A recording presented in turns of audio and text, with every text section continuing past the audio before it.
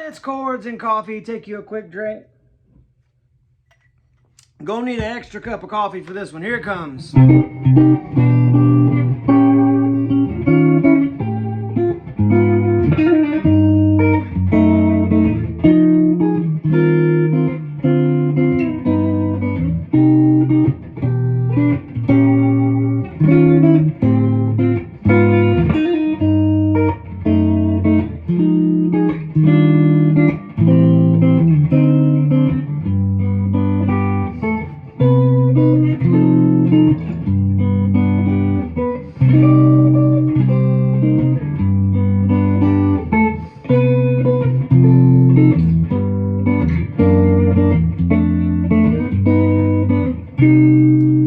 Vince Guaraldi's Great Pumpkin Waltz. I'll be honest with you, I just started learning this. I just started taking a look at it, and I thought it would be, well, I want to dedicate this Chords and Coffee to friendship. 2 reasons. Number one, I love this song. It is probably the most, every time fall rolls around, the first time I really paid attention to the song, obviously you see it, you know, in Charlie Brown when you're a kid, but the first time I really paid attention to it, was when Dan Palen was still with us. He had this going on a playlist, and we were in a meeting, and in the background, Dan would always have music just kind of going, you know. And in the background, I hear this playing, and I don't even remember what we were talking about or what the meeting was about, but there was several of us, and I just remember going, what is this? I know this, but this is the most beautiful thing, especially once you get to this. It's a C minor with major 7, so it's a C minor major 7, and they say add 13 on the chart, but this, that little moment there, that's like the most fall, autumn, sort of that transition from the leafy green trees to the yellow, reddish browns of autumn. That chord, that's what it sounds like to me. And I remember just being like, God, what is this? And Dan was like, it's Great Pumpkin Waltz. And of course, Dan at that point really kind of got me into Vince Guaraldi outside of just, you know, Charlie Brown stuff. He's had a lot of, if you haven't checked out Vince Guaraldi, you know, you don't have to be all the time just listening to guitar players. In fact, I would encourage you, guitar players, please listen to keyboard and piano players, because a lot of times some of the voicings that they use, you know, they're different than what you and I and what most guitar-centric folk gravitate towards. So anyway, that's the first thing. And then the other thing is, right now, I'll be real honest with you, if you hear some noises going on, my family is cleaning the house. It's one of those mornings where, you know, my wife got up and she's like, all right, here's what we're doing. And my friends are helping me, you know, avoid all that housework. So God bless you for that. Chords and Coffee. I said, I got to do a Chords and Coffee. They're counting on me. So here we are. Thank you. Yeah, I don't want to fold laundry. I want to talk about chords. So, the Great Pumpkin Waltz. It's in 3/4. Listen, right now you might be going, Nate, I love you, but I ain't watching this. This is, number one, I don't even care for the song. Number two, it's got some complicated chords. Well, listen, before you just tune off, there's some really, really cool chord voicings. And let's help one another. This is your opportunity to help your buddy Nate out. I want to get this in my hands, and I want to own it. I want to own this piece of music because I love it. It's a beautiful piece of music, and I just started learning. This is after, you know, I took advice from our old buddy Taj Farrant. We did a Chords and Coffee with him last week where he said, listen to something over and over again. Well, I've been walking around kind of humming this in my head every time I'm in my car. I asked my kids the other day, I was like, y'all sick of this song? And they said, getting there, but not really, because it's beautiful, right?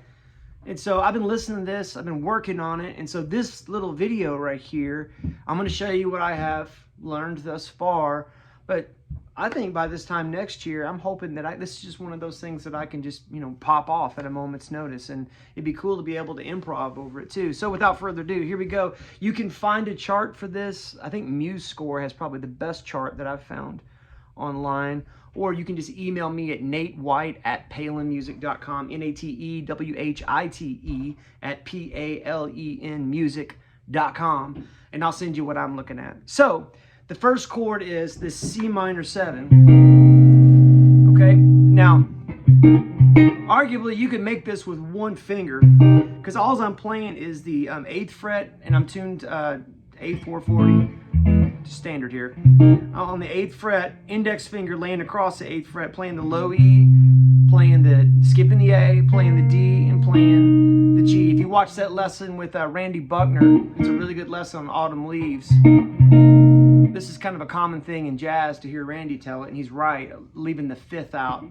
But if you decide you want to put that in there, especially if you're just playing with your lonesome or maybe in a power trio kind of thing, it wouldn't kill you. Put the ring finger on the 10th fret of the A.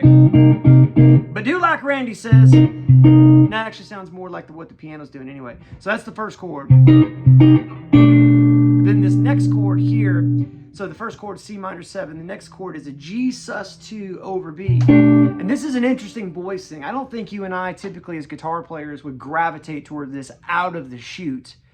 But that don't make it wrong. It's kind of cool to learn a different way to approach something. So index finger on the 7th fret of the low E, again skipping the A, and then 7th fret of the D, 7th fret of the G, and then 8th fret of the B. And I've got my middle finger down there. That's from that C minor 7 to that G sus2 over B, so that's a G with an A in it, and a which is that note over the B chord, right? So complicated chord to say, easy chord to play. Isn't that interesting how often that is the case? Now, speaking of which, B flat minor 7, add 13, Lord have mercy. What are we looking at? Well, friends, that's it right there. And what a beautiful chord. Super tense, but after that, it's gorgeous. And the flute in this, I don't know what it is. And I felt this way even before Ron Burgundy Anchorman. I love me some jazz flute. Anyway, it's probably because I was born in the middle of the 70s. That's probably it. Anyway, so this chord here, you've got 6th fret on the low E. You're going to skip the A again. You're going to be 6th fret of the D, 6th fret of the G, and then 8th fret of the B. Now, I like my pinky on the 8th fret. And also, for whatever it's worth, my hands keep going naturally to where my index finger is on the 8th fret of the, or my fingers, I should say, 8th fret of, or the, 6th fret of the low E. And then, for whatever reason, my middle finger then wants to go to the 6th fret of the G and the pinky on the 8th fret. And I think it's because that's a really common voicing. In fact, one of these days, we're going to take a look at a Steely Dan song called Pearl of the Quarter that has this great little walk down like that. If you know that song, comment below, and we'll get to that sooner than later. But and then this, and so now after this B flat minor 7, add 13, we're going to go to this E flat 9.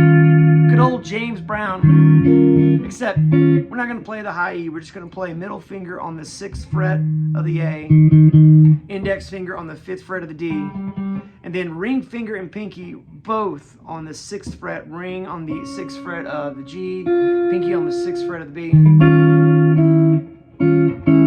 And so, and then when I play that melody here, this pinky is that top melody note, and then my index is going to come off of the D and go over here to the B to facilitate this little note, that little melodic transition there. So, by the way, I'm doing a little shimmy there just to give a sense of that is the melody on top, and I'm trying to sort of emulate what the flute is doing. And you go back to that. Now look, this is another one of those. This chord sounds more complicated than it actually is. It's an F sus2 over A. The cool thing is you're going to take your index finger and you're going to put that on the 5th fret, and then you're going to put your pinky on the 8th fret of the B, right? So,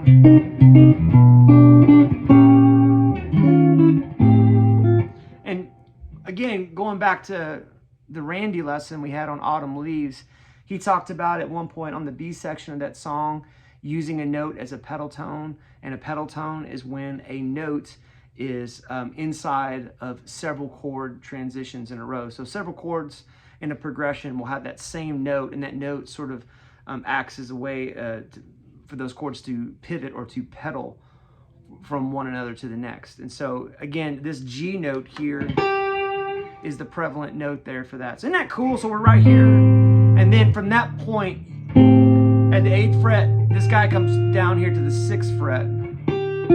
So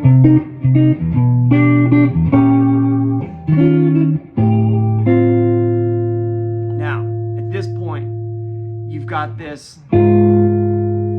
You've got an F diminished over A flat. And it sort of feels like, when you're just looking at it, it looks like, well, isn't that just like a D flat 7 over A flat? You could think of it that way. I don't think you would be wrong. But the way that they're, I would say the way the chord progression is going, it lends itself to that more, and probably how the piano chords are laid out, they would name it that way. But that's what it looks like, and it's just the index finger over the 4th fret, and you're really targeting the low E and the G. Stay with me, I know this is a lot of chords, but this would be a cool song for us to have in our, repertoire, right? And then you've got your ring finger is on the 6th fret of the D, index is hitting that 4th fret of the G, and then pinky is hitting the 6th fret of the B.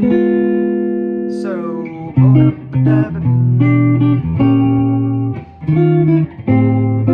and then from here, this is, for me, the trickiest part. You've got this.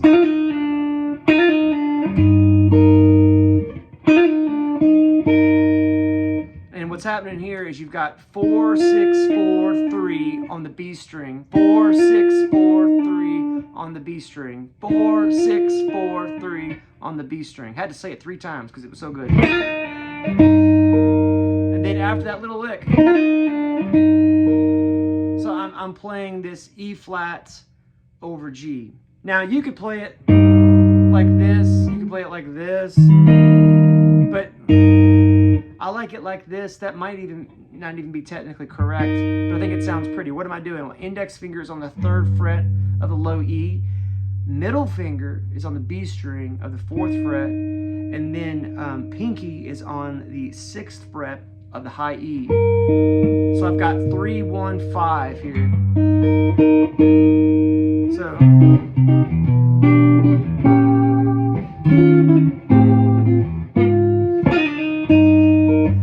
Sometimes I land it, sometimes I don't, but we keep on flying. All right, so the next one, in as much as we just did that F minor, or that F diminished over A flat, you're going to do basically the exact same thing, and that is an E flat diminished over G flat, where it sort of looks like a B chord, a B7, right, over F sharp.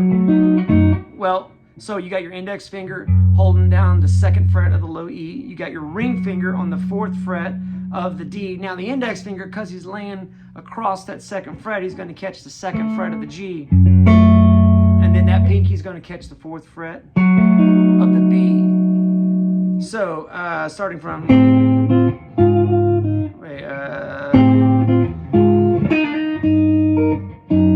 and then... Actually, it's that the first time. So then... Why are these chords voiced like this, Nate? And this seems torturous. Well, it's because we're trying to emulate what old the piano player's doing, what old Vince is doing on the piano here. And so you've got, after this chord, you've got an F minor 7, and I'm up here.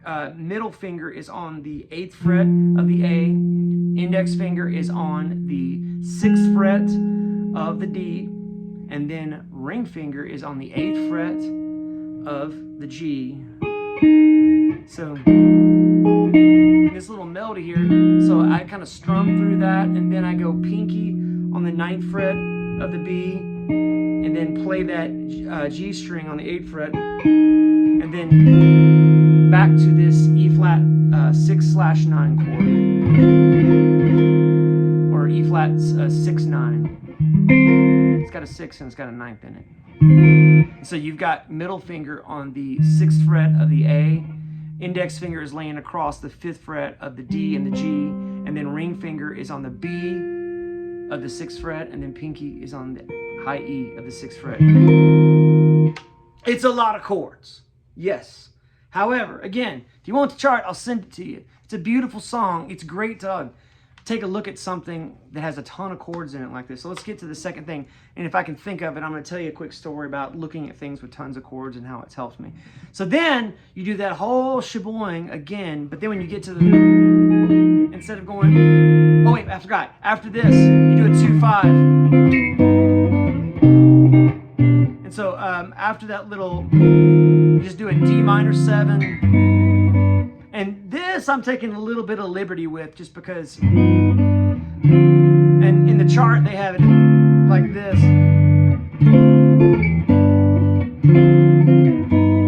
I just like the way that sounds, and the way that I'm doing it is middle finger on the 5th fret of the A, index finger on the 3rd fret of the D, ring finger on the 5th fret of the G, and then pinky is on the 6th fret of the B. And that's D minor 7, sliding down to a G7, sharp 5, and resolving that to just a G. And what is that? Well, that's index finger on the 3rd fret of the low E, middle finger on the 3rd fret of the D. We're skipping the A again. And then you got your ring finger on the 4th fret of the G, and then pinky is on the 4th fret of the B. And then resolve that pinky, where you take your middle finger off that F note that's on the 3rd fret of the D and put it on the 3rd fret of the B. And your pinky comes off, right? Then you do the whole sheboing again.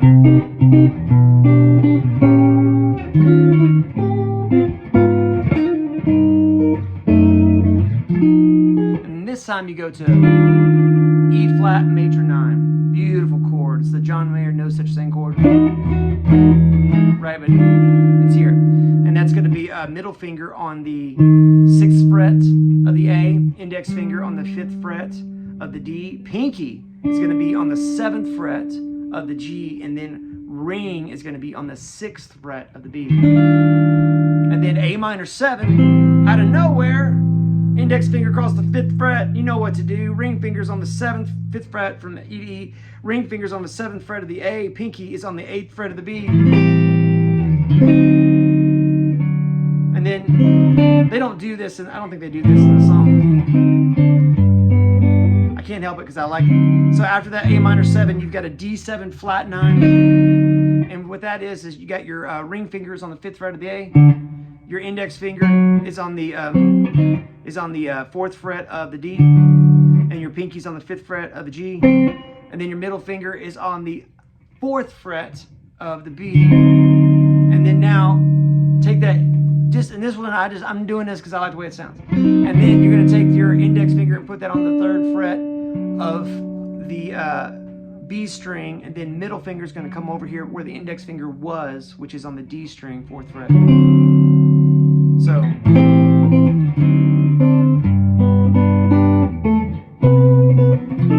and that's my favorite part. That's the part you're just waiting for. The whole deal is just to set up for this little moment here.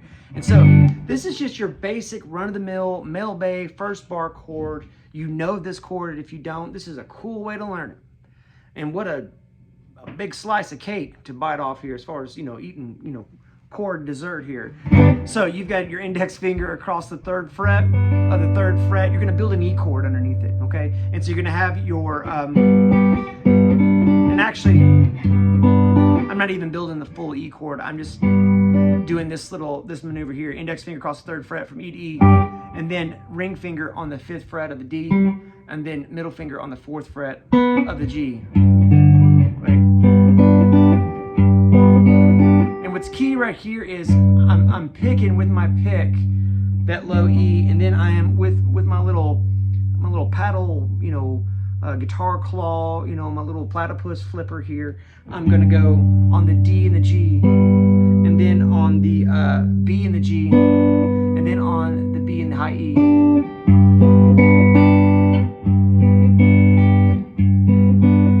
And if that feels awkward, just do that a few, 20 to 50 times, and it won't. And so, and then I'm playing an octave. They don't call for that in the, they do one note here, but I think the octave sounds really good. So, octave on the A notes. So 5th fret, pinky, index on the pinky on the high E, skipping the B, and then index is on the G string 2nd fret. And if your finger's laying right on it, and also since you got your little platypus paddle here, I just made that up by the way. Do we like that platypus paddle? It sounds like one of those, like a new funky disco band that redoes covers in a funky disco way.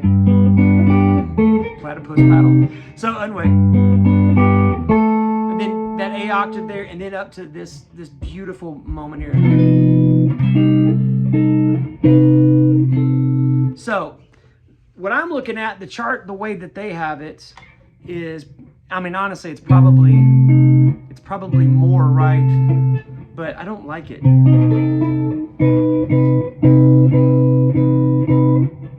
Let's see.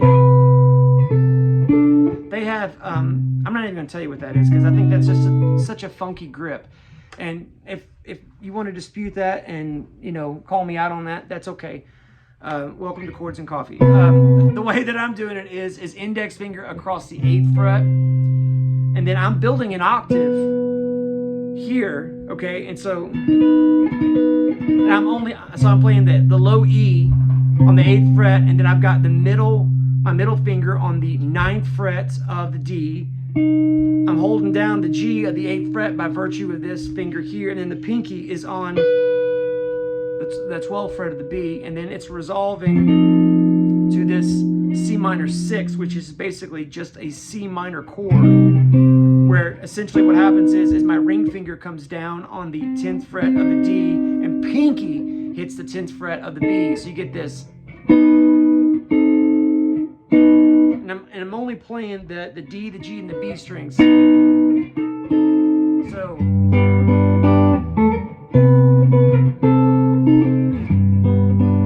now the second time it does that G thing again, but instead of the A, you're going to go up to a B note, and then a C minor 9, and that is the apex of the melody, to where we've gotten all the sweetness out of fall. That is, the sun is coming down, but the wind is chilly, and the leaves are blowing through the air.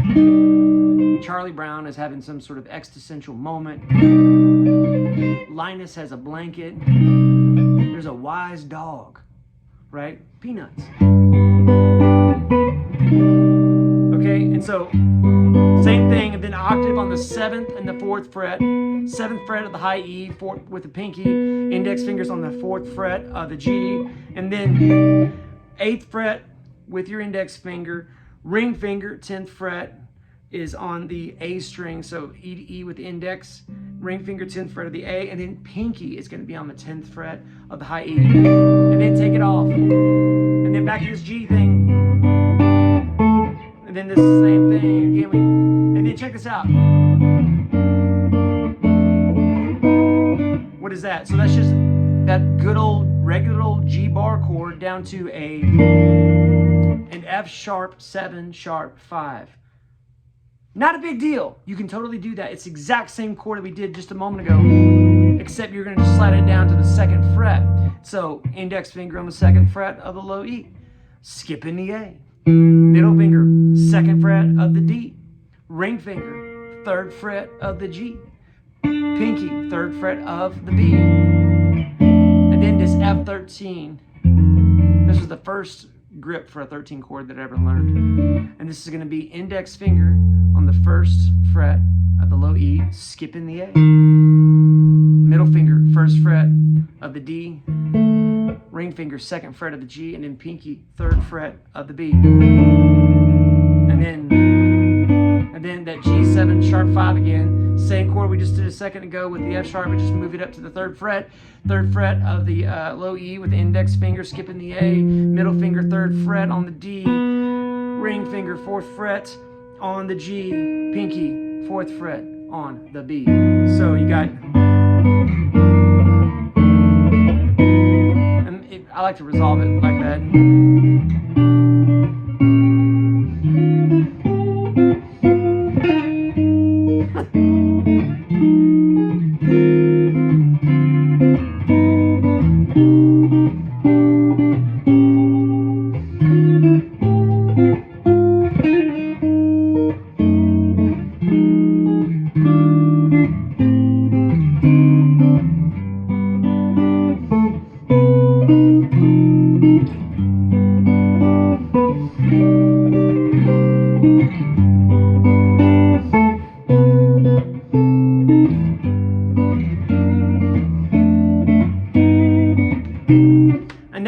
basically the gist of that. That's all the meat, that's all the potatoes, there's the peanut butter, there's the jelly, and there's the bread. You just gotta look at the chart to hear how it all comes together. The first time you do that, it pretty much goes through it exactly as I showed you. The second time, it does that we'll call A section, where it resolves to the E flat 6/9 twice, and then the second time it resolves to the E flat major 9, then the A minor 7 to the D7 flat 9 to the B section.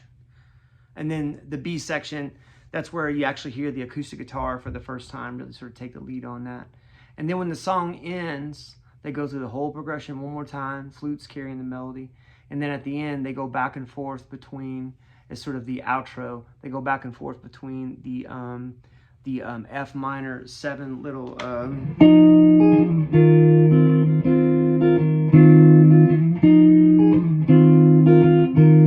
they do that, and there's some really nice little moments. In fact, like over that E flat 6/9, there's some nice moments where Vince is playing some F major licks that resolve down to the F minor, which is really cool. It's a beautiful song. It's a beautiful song. I would say it's timeless, because every year when it comes around, I'm always grateful for it. It is one of those songs, you know, I don't have that, what is it synesthesia, where you hear colors or whatever. I don't have that. I don't think I do anyway. Maybe I do. I don't know. Hadn't been tested. But to me, when I hear this song, or when it comes on, it is such a golden, you know, color, and it's just beautiful to me. I hope that helps you. You know, I'll be real honest with you. This is one of those videos that I'm making to be a milestone for me. So this time next year, when it comes around, I'm hoping to be a little bit better for it, you know, and being able to play it, and also being better for you. You know, I want to be a better teacher. I want to be a better encourager, and the way that we do that is to force ourselves through the sieve of accountability. And I want to encourage you, if you're not, you should have a way to just document your progress. It's super helpful. You know, these videos for me are super helpful, because not only am I trying to be a better guitar player, but I want to be a better encourager. Why? Well, because if you're watching this, you're a part of the most encouraging guitar population on the face of planet Earth. That's what we're here to do, is to encourage one another, to keep playing. I don't care how old you are when you got started or how young you are. Today is the best day to start playing. We're doing the best we can with life with a guitar in our hand, and that's what we call Chords and Coffee. We will see you next Saturday morning at 9 a.m.